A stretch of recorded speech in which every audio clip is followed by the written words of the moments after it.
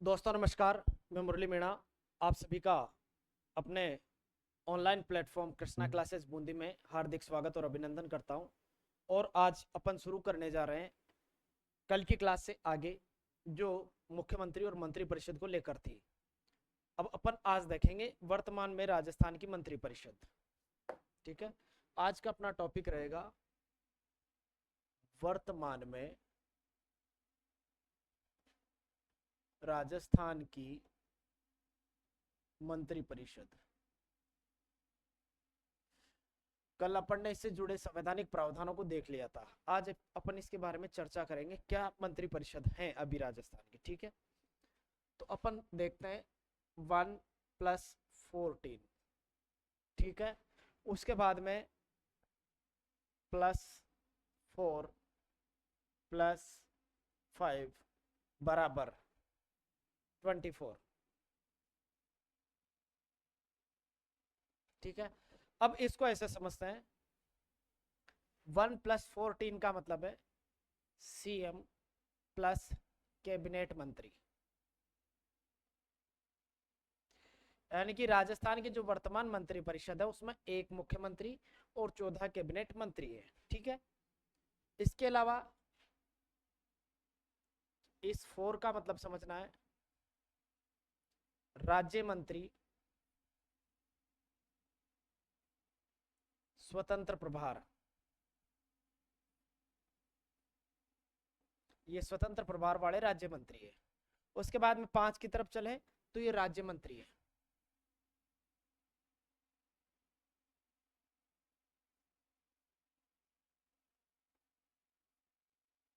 Overall कितने हो गए?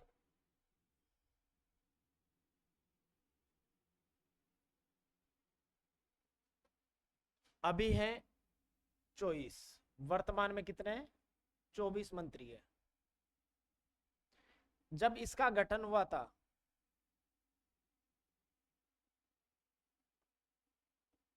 गठन के समय 25 मंत्री थे।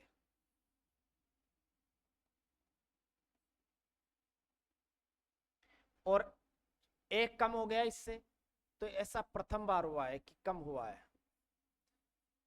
इतिहास में ऐसा पहली बार हुआ है कि कोई मंत्री कम हुआ है। अब मंत्री कम होने का रीजन क्या रहा है वो मैं आपको बताता हूं। उससे पहले मैं थोड़ी सी चीजें और क्लियर कर देता हूं। अभी वर्तमान जो मंत्री परिषद है, मंत्रिमंडल है एक तरीके से देखा जाए तो, इस मंत्री परिषद में 2 उप मुख्यमंत्री भी है। 2 उप मुख्यमंत्री भी है। अब 2 उप मुख्यमंत्री कौन कौन है भाई, उनके नाम भी आपको पता होना चाहिए। एक तो श्रीमती दिया कुमारी,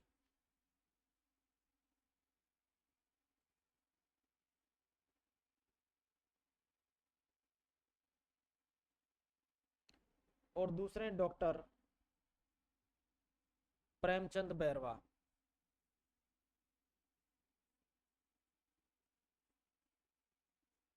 ये दोनों डिप्टी सीएम है। ठीक है, ये चीज आपको ध्यान रखना है, दिया कुमारी और प्रेमचंद बैरवा।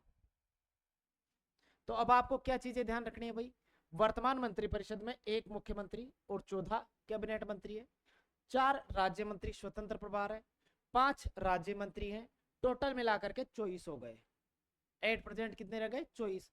जब इस मंत्री परिषद यानी कि 16वीं विधानसभा का जब गठन हुआ था, उस समय मंत्रियों की संख्या अगर पूछ ली जाए तो 25 थी। अब 25 से 24 कैसे हुए, ये चीज मैं आपको अभी समझाऊंगा। उससे पहले आप ये देखिए, 2 उप मुख्यमंत्री भी अपने राजस्थान में, एक का नाम दिया कुमारी है और दूसरे का नाम प्रेमचंद बेरवा है। ठीक है, दिया कुमारी और प्रेमचंद बेरवा। ठीक, अब आगे देखते हैं। अब आप ये देखो, मुख्यमंत्री के पास कुल कितने विभाग है? तो मुख्यमंत्री के पास 8 विभाग है। मुख्यमंत्री के पास कुल 8 विभाग है। कितने डिपार्टमेंट्स देख रहा है ये? 8 डिपार्टमेंट देख रहा है। और जो उप मुख्यमंत्री है दिया कुमारी, उनके पास कितने विभाग है?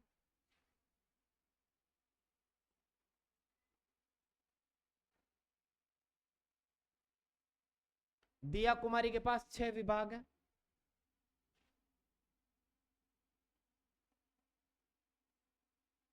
अगर आपसे ये पूछ लिया जाए कि दिया कुमारी किस क्षेत्र से निर्वाचित हुई है, तो विद्याधर नगर जयपुर से हुई है।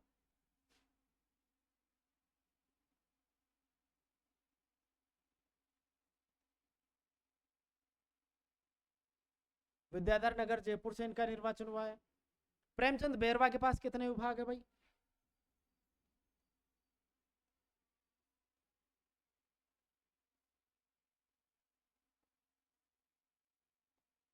प्रेमचंद बेरवा के पास 4 विभाग है और इनका जो निर्वाचन हुआ है वो दूदू से हुआ है। ठीक है, ये चीज आपको ध्यान रखनी है। अब मैंने आपको थोड़ी देर पहले बताया था कि गठन के समय 25 मंत्री थे और अभी 24 रह गए। तो ऐसा कौन सा मंत्री है जिसको हटा दिया गया, जो हट गया? तो उसका नाम ध्यान रखना है। मंत्री जिन्होंने इस्तीफा दिया उनको देखते हैं अपन। मंत्री जिन्होंने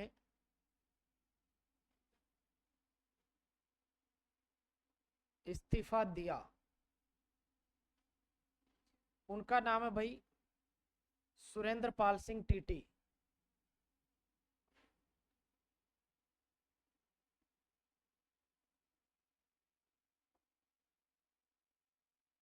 सुरेंद्र पाल सिंह टीटी इन्होंने इस्तीफा दे दिया था भाई। और ये कौन सी सीट से लड़ना चाह रहे थे इलेक्शन? ये थे करणपुर सीट से। अब इस्तीफा क्यों देना पड़ा वो रीजन भी मैं आपको बता दूंगा अभी। ठीक है, इसका रीजन ये था कि जब चुनाव हो रहा था 200 सीटों के लिए नॉमिनेशन भर चुके थे। उस समय करणपुर सीट के जो विधायक प्रत्याशी थे वो मर गए थे और उनके मरने के कारण वो सीट उस समय खाली रह गई थी। अब सीट खाली रह गई, सरकार बन गई भाजपा की। तो भाजपा सरकार ने इस करणपुर सीट से अपना जो नेक्स्ट प्रत्याशी उपचुनाव में खड़े करने जा रहे थे उनका नाम था सुरेंद्र पाल सिंह टीटी। और इनको इन्होंने बिना इलेक्शन लड़े ही अपने मंत्रिमंडल में शामिल कर लिया था। जैसा कि रूल है 6 महीने तक रह सकते हैं, लेकिन 6 महीने के अंदर उपचुनाव में इनको जीतना होता है। लेकिन सुरेंद्र पाल सिंह टीटी को वहां की जनता ने पसंद नहीं किया, करणपुर की जनता ने, और नकार दिया। जब उपचुनाव हुआ तो करणपुर की जनता ने सुरेंद्र पाल सिंह टीटी को बाहर का रास्ता दिखा दिया। तो जो व्यक्ति बिना इलेक्शन लड़े मंत्री बन गया था उस व्यक्ति को अपना पद छोड़ना पड़ा, इस्तीफा देना पड़ा। समझ में आ गए? तो जहां पर पहले 25 व्यक्ति थे अब कितने रह गए? 24 व्यक्ति रह गए। ये रीजन था इसका। ठीक है, अब आपसे ये भी पूछा जा सकता है कि मंत्रिपरिषद में शामिल महिला मंत्री कौन कौन है?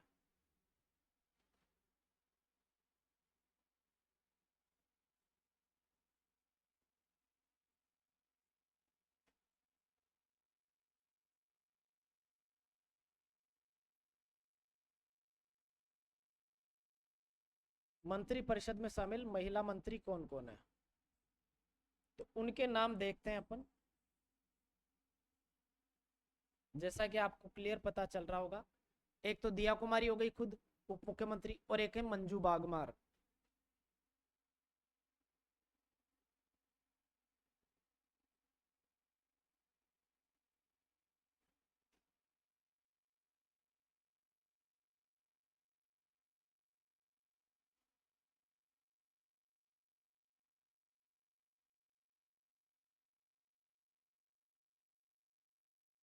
दूसरी मंजू बागमार है, ये भी आपको ध्यान रखना है। ये 2 महिलाएं हैं। मंजू बागमार जो है ये राज्य मंत्री है।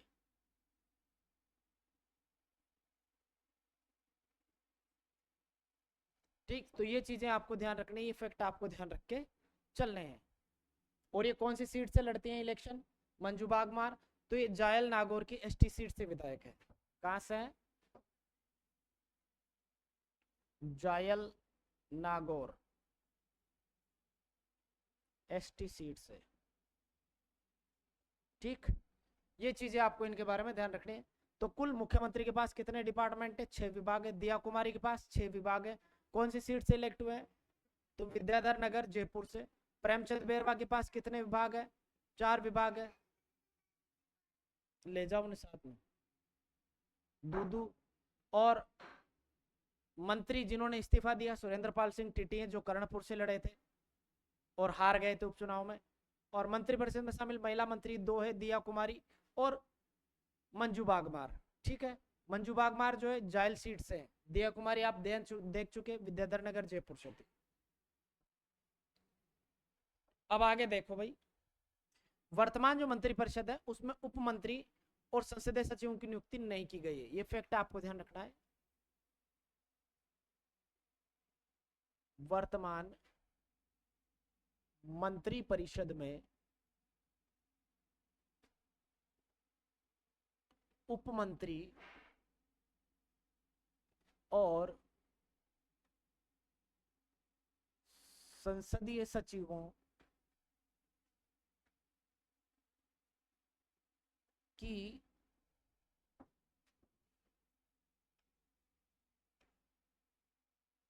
नियुक्ति नहीं की गई है।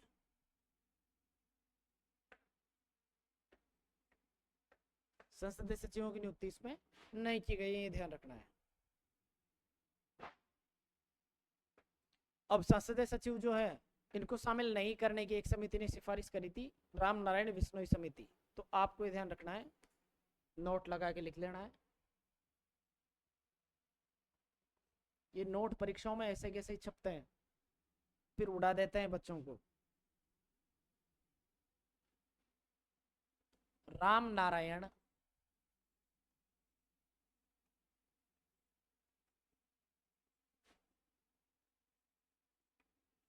बिश्नोई समिति के अनुसार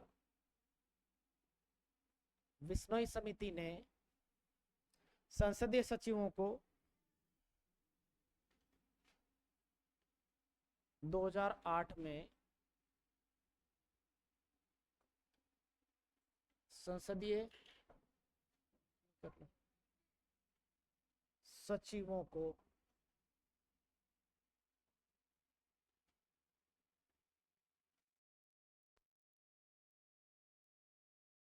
संसदीय सचिवों को मंत्री परिषद की गणना में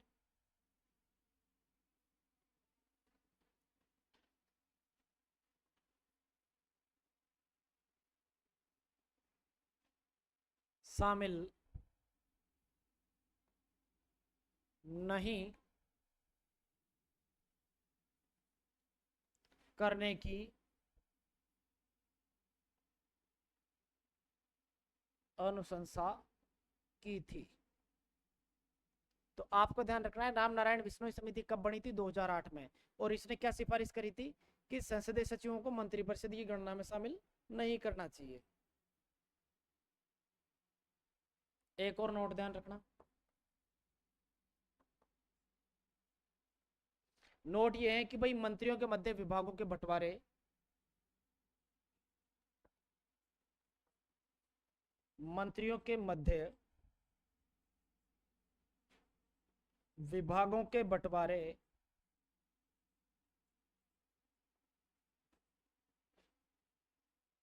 के आदेश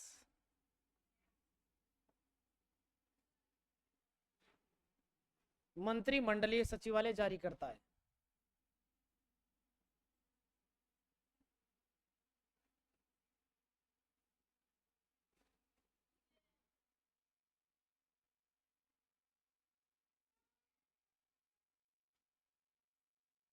ये फैक्ट भी आपको ध्यान रखना है, जो मंत्रियों के मध्य विभागों का बंटवारा होता है उसका आदेश कौन जारी करता है? मंत्रिमंडलीय सचिवालय उसका आदेश जारी करता है। ये फैक्ट आपको क्लियर ध्यान रख के चलना है।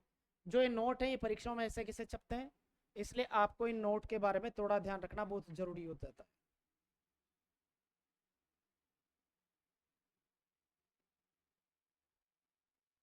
एक शब्द में आपको और बताता हूं, छाया मंत्रिमंडल।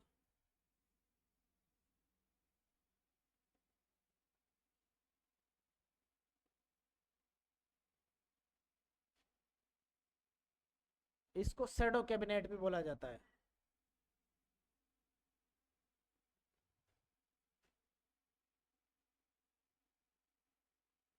अब आपको ये ध्यान रखना बहुत जरूरी है, क्या होता है इसका मतलब होता है विपक्ष में अस्थायी कैबिनेट मंत्री। छाया मंत्रिमंडल का मतलब क्या होता है? विपक्ष में अस्थाई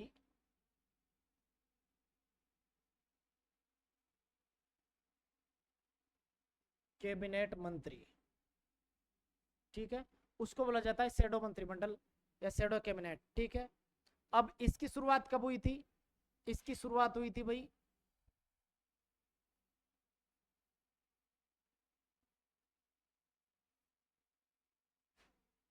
13वीं विधानसभा में।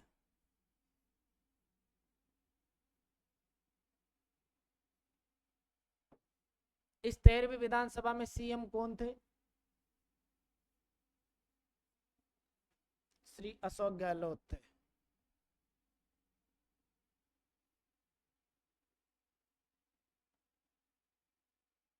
लेकिन आपको ध्यान रखना है, विपक्ष में अस्थायी कैबिनेट मंत्री होते हैं, यानी कि इसकी शुरुआत मुख्यमंत्री ने नहीं की थी, विपक्ष के नेता ने करी थी। और उस समय विपक्ष का लीडर कौन था?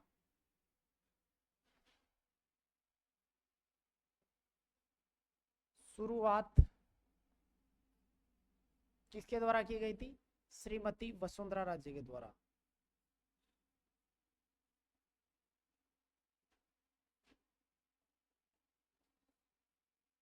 समझ में आया? अब आपको ध्यान रखना है, शैडो कैबिनेट की शुरुआत किसने करी थी? वसुंधरा राजे ने करी थी। कौन सी विधानसभा में हुई थी? 13वीं विधानसभा में हुई थी। उस समय मुख्यमंत्री कौन थे? तो अशोक गहलोत थे। शैडो कैबिनेट का मतलब क्या होता है? विपक्ष में अस्थायी कैबिनेट मंत्री होते हैं, ठीक है। एक और शब्द आता है किचन कैबिनेट। शैडो कैबिनेट अलग है और एक होता है किचन कैबिनेट। किचन का मतलब क्या होता है? रसोई। अब रसोई में क्या चीजें रखी जाती हैं? जो खास खाने पीने की आवश्यक चीजें होती है वो।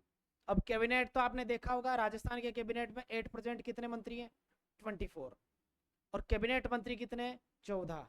लेकिन जो किचन कैबिनेट होता है उसमें कैबिनेट मिनिस्टर्स में से भी जो खास और इंपॉर्टेंट व्यक्ति होते हैं उनको रखा जाता है।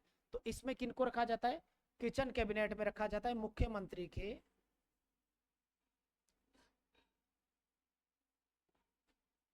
विश्वास पात्र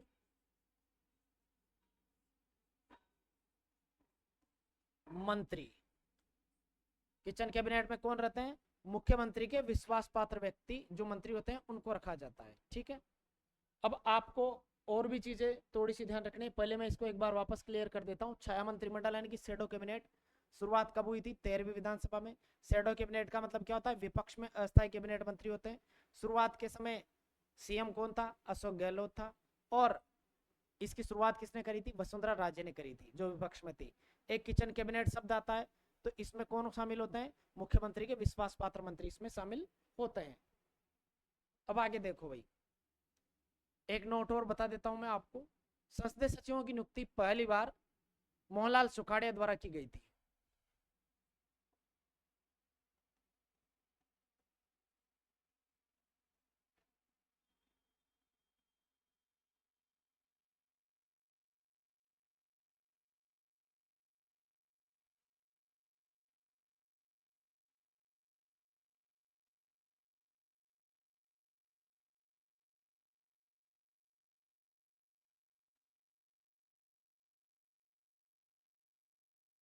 मोहनलाल सुखाड़िया द्वारा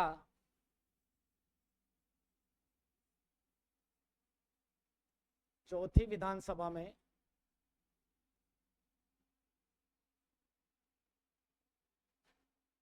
उन्नीस में की गई थी।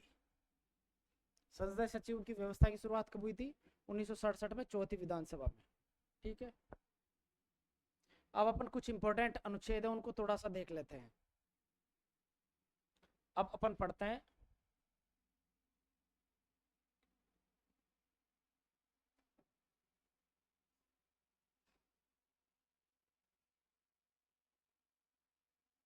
अनुच्छेद 164 एक बी।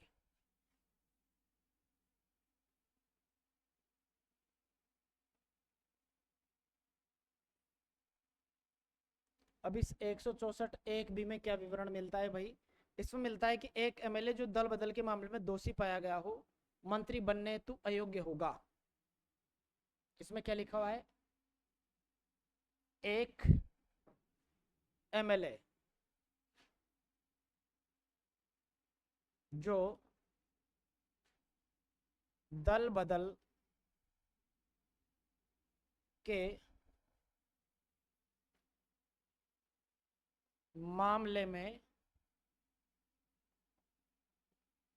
दोषी पाया गया हो,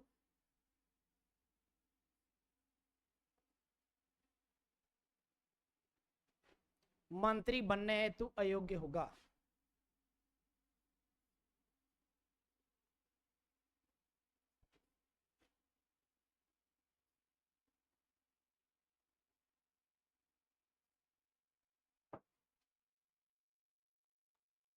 वो मंत्री बनने के लिए अयोग्य होगा, यानी कि अयोग्यता का जो निर्धारण है वो किया जाएगा।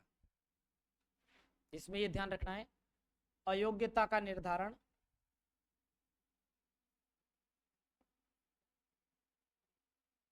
उसकी अयोग्यता का निर्धारण कौन करेगा, विधानसभा अध्यक्ष करेगा।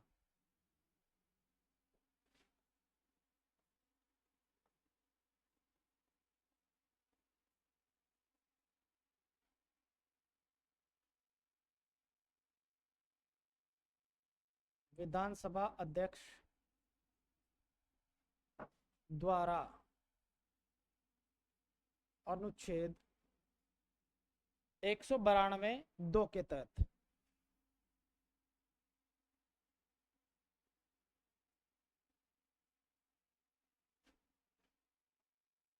किया जाएगा।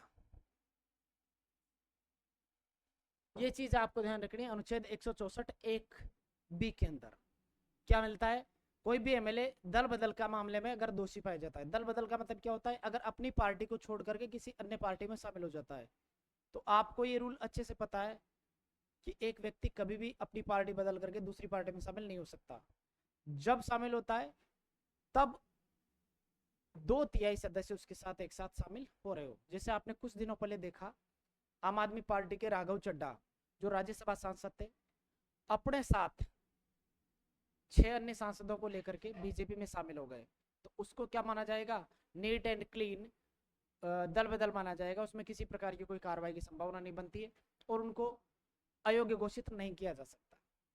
जबकि इसमें ये लूप होल है, अगर कोई भी एमएलए जो किसी पार्टी का है अगर दूसरी पार्टी में जाकर शामिल होता है, भले ही 2/3 हो, अगर इसके साथ एक प्रावधान जोड़ दिया जाए कि बिना पार्टी अध्यक्ष की अनुमति के वो दूसरे दल में शामिल नहीं हो सकते, तो शायद कोई दल बदल कर ही नहीं पाएगा।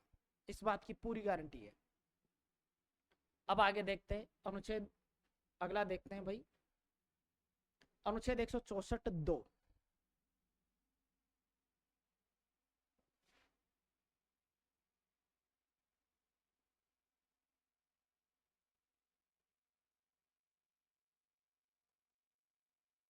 अब अनुच्छेद 164(2) में क्या विवरण मिलता है भाई, ये समझना है। इसमें मिलता है कि मंत्रिपरिषद सामूहिक रूप से विधानसभा के प्रति उत्तरदायी है। मंत्रिपरिषद सामूहिक रूप से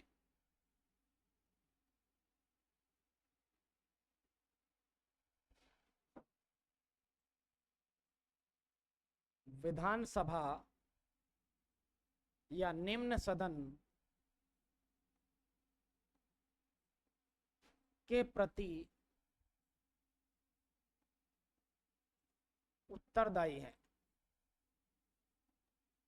आपको क्या ध्यान रखना है, मंत्रिपरिषद सामूहिक रूप से विधानसभा या निम्न सदन के प्रति उत्तरदायी है, ये चीज आपको क्लियर ध्यान रखनी है। अगर आपसे पूछ लिया जाए कि व्यक्तिगत रूप से किसके प्रति उत्तरदायी है, तो भी आपको ध्यान रखना है व्यक्तिगत रूप से मंत्रिपरिषद नहीं होगी, मंत्री होगा। मंत्री व्यक्तिगत रूप से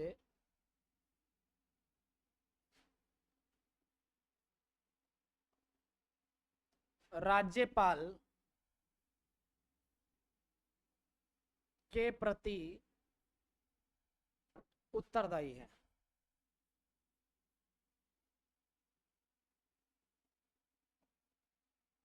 व्यक्तिगत रूप से किसके प्रति उत्तरदायी है, राज्यपाल के प्रति उत्तरदायी है। और सामूहिक रूप से विधानसभा के प्रति उत्तरदायी है। ठीक है, ये चीज आपको ध्यान रखनी है।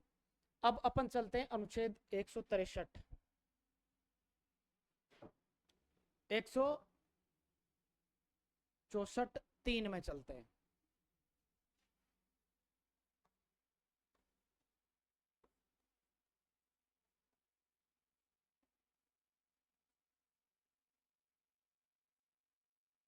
तो 164(3) में क्या विवरण मिलता है भाई? मंत्रियों की शपथ राज्यपाल द्वारा करवाई जाएगी। नंबर 1 तो क्या मिलेगा? मंत्रियों की शपथ राज्यपाल द्वारा। तो जितने भी मिनिस्टर्स होंगे उनको शपथ कौन दिलाएगा? उनको राज्यपाल द्वारा शपथ दिलाई जाएगी। शपथ का प्रारूप कौन सी अनुसूची में है?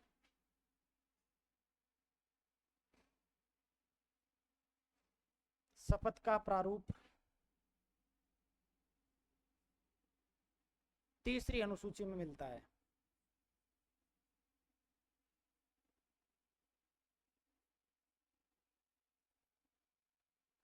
ठीक है, उसके अलावा मंत्री पद और गोपनीयता की शपथ लेते हैं। मंत्री पद और गोपनीयता की शपथ लेते हैं।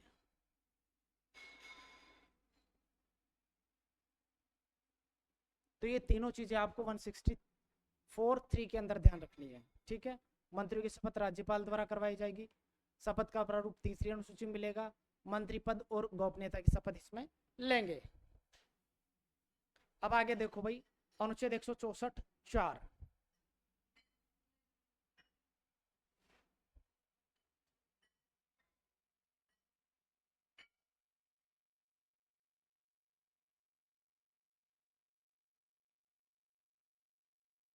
अब अनुच्छेद 164(4) में क्या विवरण मिलता है ये समझते हैं अपन। एक व्यक्ति जो ना तो एमएलए हो ना एमएलसी हो, मुख्यमंत्री या मंत्री बनाया जा सकता है। क्या विवरण मिलता है? एक व्यक्ति जो ना तो एमएलए हो ना एमएलसी हो,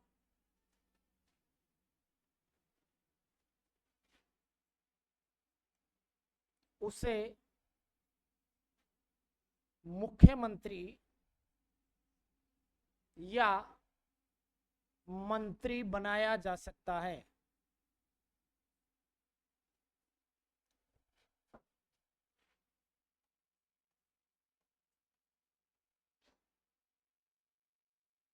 बशर्ते वह 6 माह में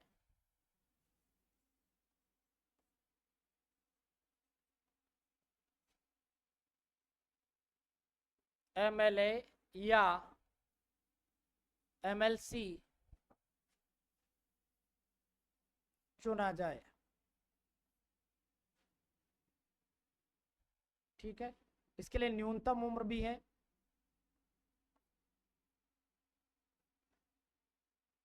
पच्चीस वर्ष। अब आपको यह ध्यान रखना है, कोई भी व्यक्ति हो, भले ही वो विधायक हो या नहीं हो।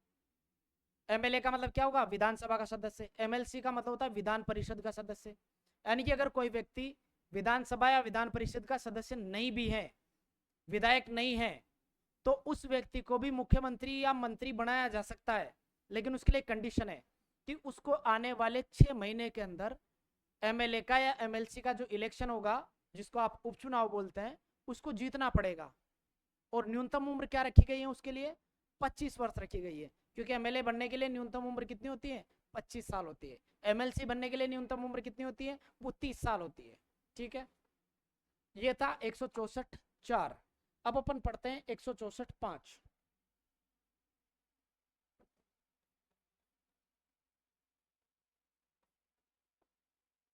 अनुच्छेद 164(5).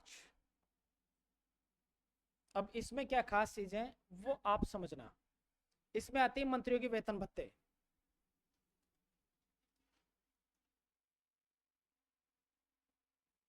मंत्रियों के वेतन भत्ते निर्धारण कौन करता है इनका? राज्य विधानमंडल द्वारा निर्धारण।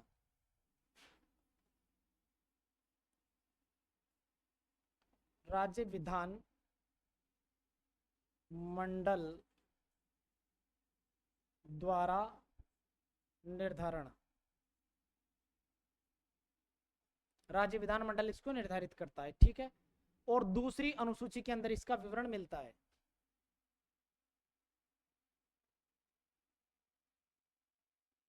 दूसरी अनुसूची के अनुसार इनको वेतन भत्ते दिए जाते हैं।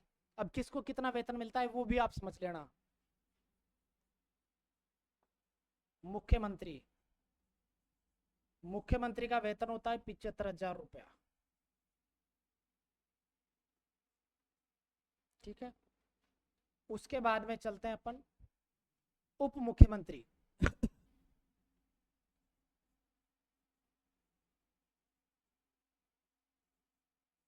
इसका वेतन होता है 65,000 रुपया।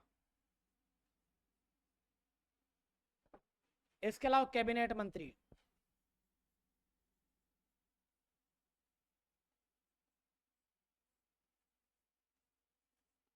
इसका वेतन होता है 65,000 रुपया। इसके अलावा राज्य मंत्री,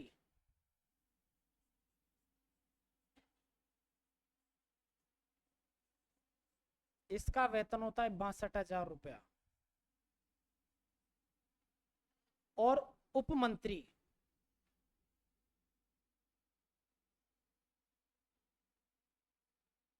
इसका वेतन होता है 60,000 रुपया। तो ये अपन ने आज की क्लास में इन चीजों को समझा है।